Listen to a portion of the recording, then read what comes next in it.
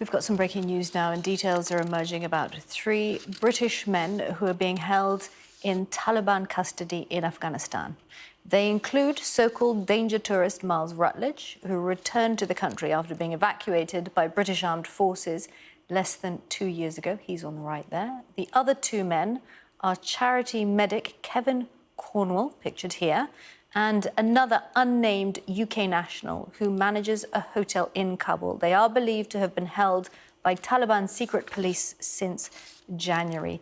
A Foreign Office spokesperson has said, "We are working hard to secure consular contact with British nationals detained in Afghanistan, and we are supporting families." Let's speak to Scott Richards from the Presidium Network, who's helping the family of Mr. Cornwell and the unnamed man. Scott, thank you so much for talking to us. What is your understanding of what happened to those 2 men? We have a very clear understanding of the course of events that day, having spoken with multiple witnesses to the events, including people in the room when the search has taken place. So what we believe on a credible basis is that the GDI, which is the Taliban intelligence, reacted to a tip regarding a weapon stored in the premises. That weapon was licensed, and we believe that during the course of the search that the license may have been separated from the weapon, and this circumstance is ultimately the extension of a misunderstanding. What conditions are they being kept in, and are they in good health? To our knowledge and awareness, we do believe they are in good health and being well treated.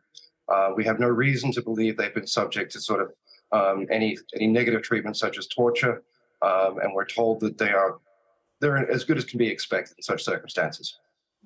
And have authorities been able to make contact with either of the men? No, not to this point. There has been no meaningful contact.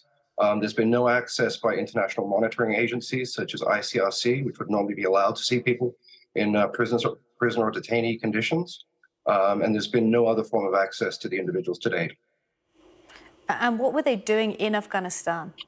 The first individual, Mr. Cornwell, is a paramedic, and he was liaising with organizations such as the United Nations, World Food Program, and UNICEF. The second individual, as you stated in your introduction, was a manager of the facility where Mr. Cornwell and many other expats stay. And what is your relationship to their family and to these men, Scott? We were looking into the position of detainees in Afghanistan and allegations of people being held, during which we discovered the presence of these 2 individuals. At that point, we then contacted the family to assist them in terms of speaking about the issues, but also with our long-standing relationships in Afghanistan and myself having previously had familiarity with the Taliban, that we could assist in the negotiations to secure their release. What's the general security situation like in Afghanistan and specifically in Kabul? That's a very complex question to answer. You would normally, if you take the Taliban line, they will say that security has improved, but obviously we've witnessed a number of ISKP attacks. The more concerning part for foreigners working is that when we have a situation such as arbitrary detention and no right of legal access, no clarity of legal process, that certainly makes it much more complicated and risky for anyone looking to conduct humanitarian aid at this difficult time for the country. And that's really one of our key concerns, even above and beyond the lack of security, is the lack of transparency on process in these kinds of circumstances. So where does this go now, Scott? If the authorities have not been able to be in touch with these 2 men, what happens now? We're very hopeful that contact will be made. We ourselves at Presidium have engaged in conversations and in and around with the Taliban to help facilitate and clear up this matter, which we said we believe is a misunderstanding, and a misunderstanding that comes from not being familiar with the processes and practices of contractors operating in hostile zones. Go ahead. Is there something that makes you particularly hopeful if they've been held since January and nothing's happened since then? Hopeful in the sense that we've been able to, I think, express the situation. We've documented the situation. We've collected the evidence behind the surrounding circumstances that we believe adequately demonstrate that this is a misunderstanding, and that given this is also the holy period of Ramadan, that compassion could be shown by the Islamic Emirate as a tradition of this period to pardon individuals. So do you think when Eid comes around, you could see a pardon? We would be hopeful, and we would certainly request that the Taliban consider this situation in the context of their pursuit of, trying to bring in investment, trying to turn the country around, trying to,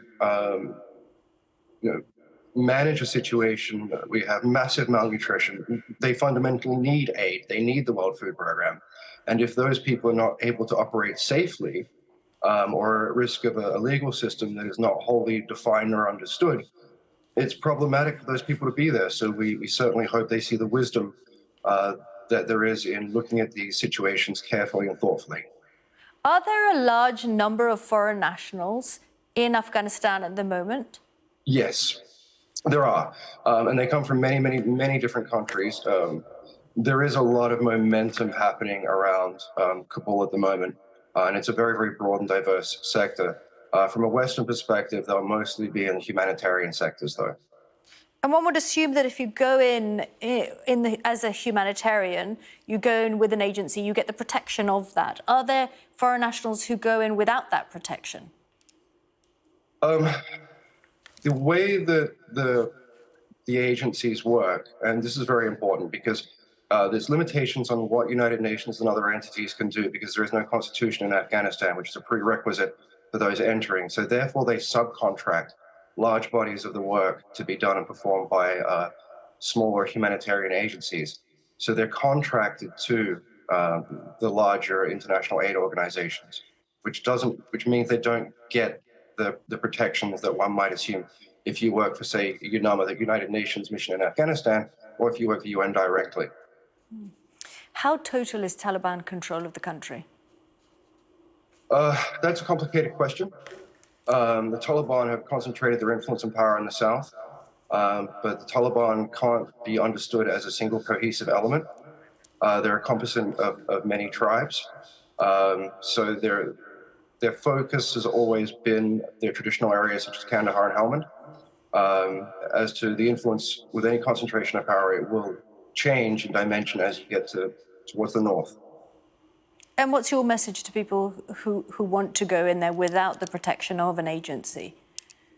At this point in time, it would be unwise for anybody to enter into Afghanistan that doesn't understand the culture, that doesn't understand these things, because it can change on you very, very quickly. Many people who've been there for years believe they have a good relationship or they understand things, but in the circumstances where you're left in a situation where there are no clear legal avenues and you don't understand what's happening, it's not somewhere you want to be. So it's not a recommended action for anyone, as I think the State Department and probably the UK government says. But this is also reason why we would hope the Taliban increases transparency on their process with regard to rule of law. Okay, Scott, thank you so much for talking to us. Welcome.